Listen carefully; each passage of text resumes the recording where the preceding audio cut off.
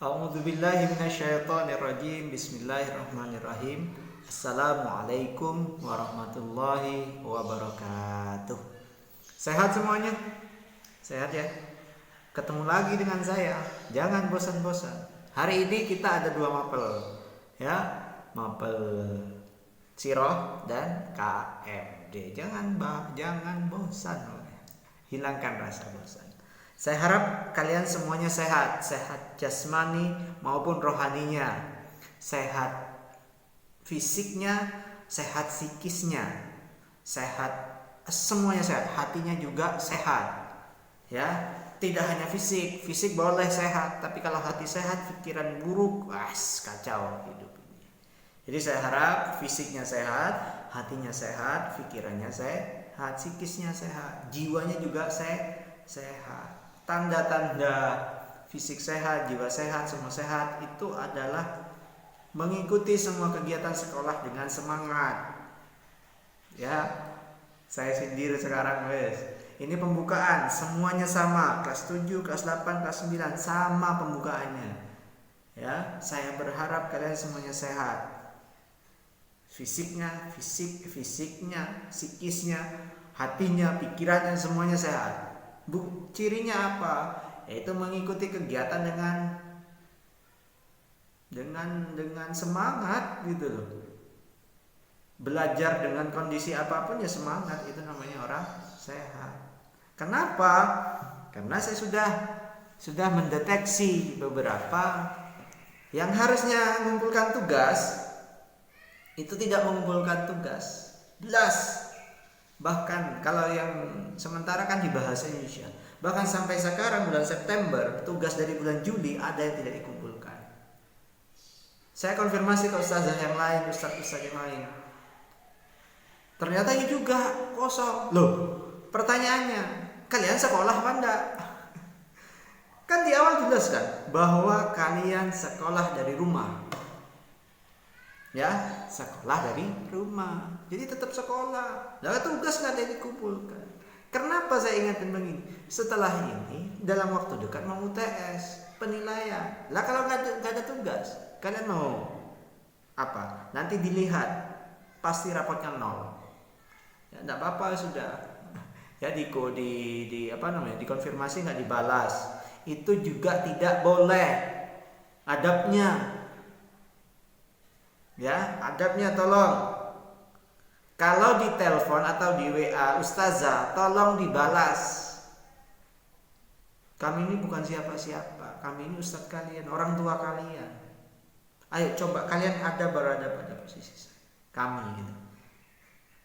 Kami kan mau bantu kalian. Konfirmasi tugas. Tugasnya sudah dikumpulkan.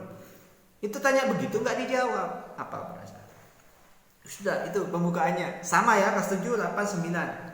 Saya buat sama pembukaannya.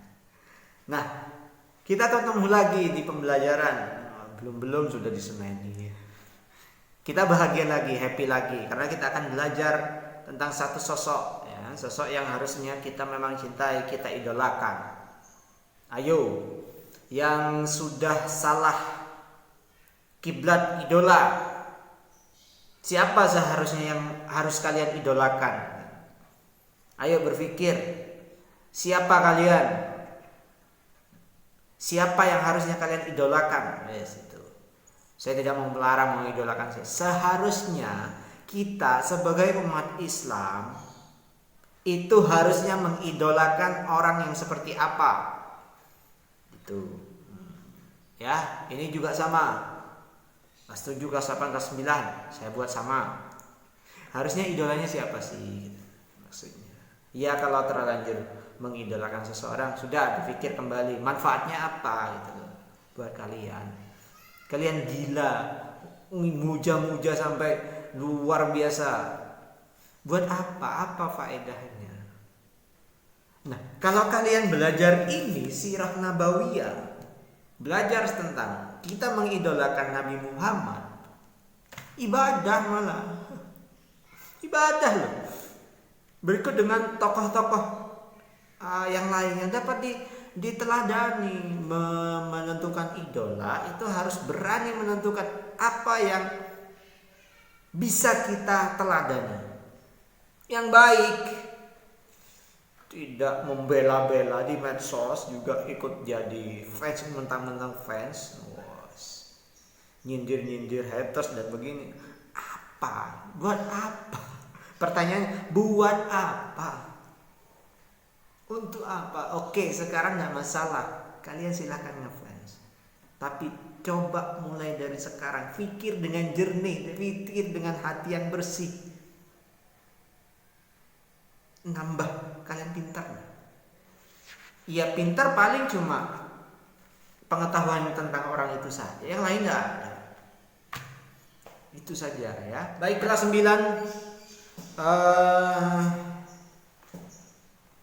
sehat semuanya. Nah, tadi sudah saya sampaikan, sehat semuanya ya.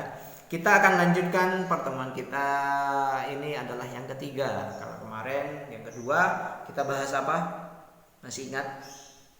Ya, untuk kelas 9 kita tidak membahas khusus tentang Nabi, tapi membahasnya adalah Khulafaur Rasyidin, kepemimpinan setelah Nabi. Itu kemarin sudah kita bahas tentang Khulafaur Rasyidin. Kenapa dinamakan dengan Khulafaur Rasyidin, siapa-siapa saja, masanya, kemudian wilayah-wilayah yang ditaklukkan, itu sudah kita bahas kemarin.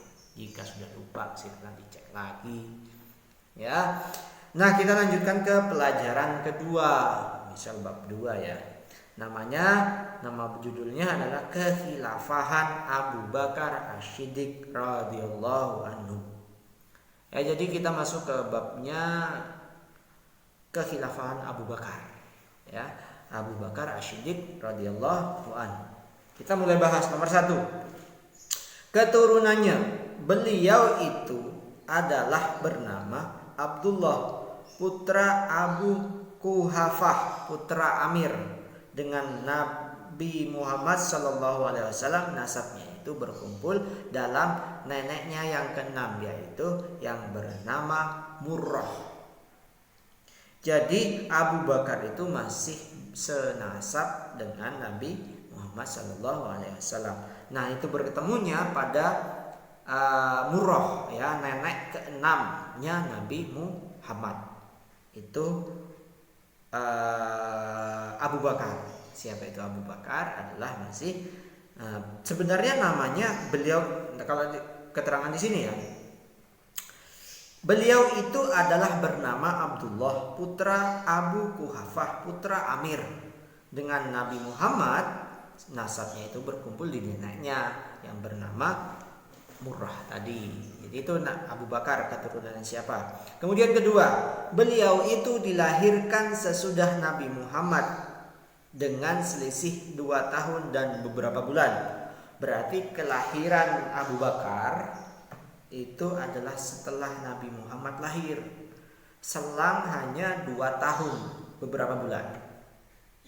Soal jelasnya tidak ketemu. Di sini tidak ada informasi. Nomor 3, beliau itu mempunyai sifat yang istimewa, yaitu lemah lembut, baik dalam pergaulan, rendah hati dalam persaudaraan, serta selalu mempunyai hati yang belas kasihan dan kasih sayang. Itu sifatnya. Sifatnya itu lemah lembut, baik dalam pergaulan, rendah hati, kemudian juga belas kasih dan kasih sayang. Itu sifatnya. Kemudian yang keempat, pekerjaan beliau adalah seorang pedagang. Dari bangsanya beliau mendapat kepercayaan karena beliau memang bersifat amanah, dapat dipercaya dan selalu menepati janjinya. Kemudian karena itu beliau pun termasuk orang yang banyak mempunyai harta, orang kaya. Abu Bakar itu adalah orang kaya karena seorang pedagang. Ya. Nomor 5, terhadap suku Quraisy pun beliau sangat dicintai, sebab siapa yang lemah tentu diberi pertolongan, sedang yang fakir tentu mendapat bantuan untuk nafkah hidupnya.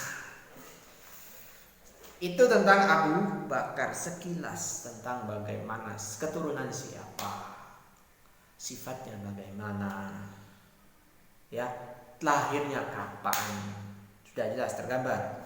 Keturunannya adalah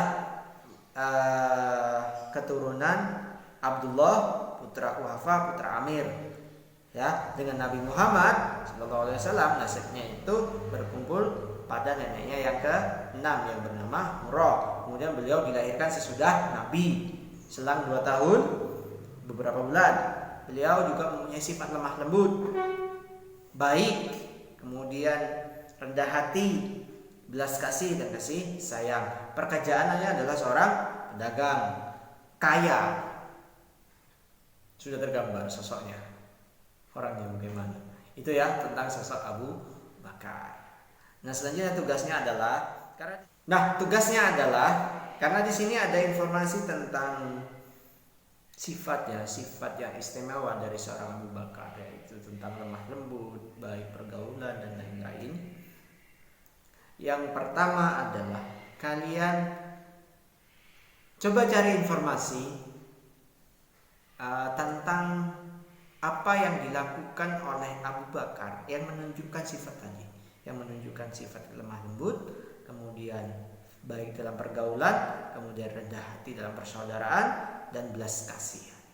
Cari minimal 2 dari 4 sifat tadi.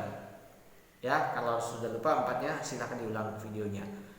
Minimal 2 contoh yang dilakukan oleh Abu Bakar. Ya, silakan cari peristiwa-peristiwa atau riwayat-riwayat atau cerita-cerita dari Abu Bakar yang menunjukkan sifat lemah lembut dan baik dalam pergaulan, rendah hati, dan belas kasih. Ada 4 ini. Pilih 2, minimal 2 saja. Boleh lebih, tidak masalah.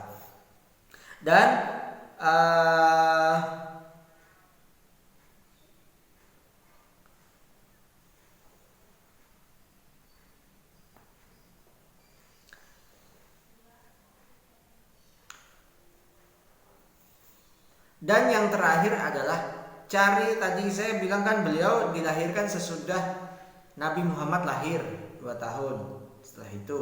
Sekarang kalian cari informasinya, tanggal berapa, bulan apa, kalau lengkap pokoknya tentang kelahiran seorang Abu Bakar ini. Jelas ya, yang pertama adalah tentang mencari bukti konkret yang dilakukan oleh Abu Bakar untuk yang sifat tadi. Kemudian yang kedua adalah mencari informasi tentang kelahiran Abu Bakar As-Siddiq radhiyallahu anhu. Terima kasih atas perhatiannya. Itu saja. Jangan lupa kumpulkan tugasnya. Itu kumpulkan. Yang belum sebelum-sebelumnya tugas segera dikumpulkan. Terima kasih atas perhatian. Assalamualaikum warahmatullahi wabarakatuh.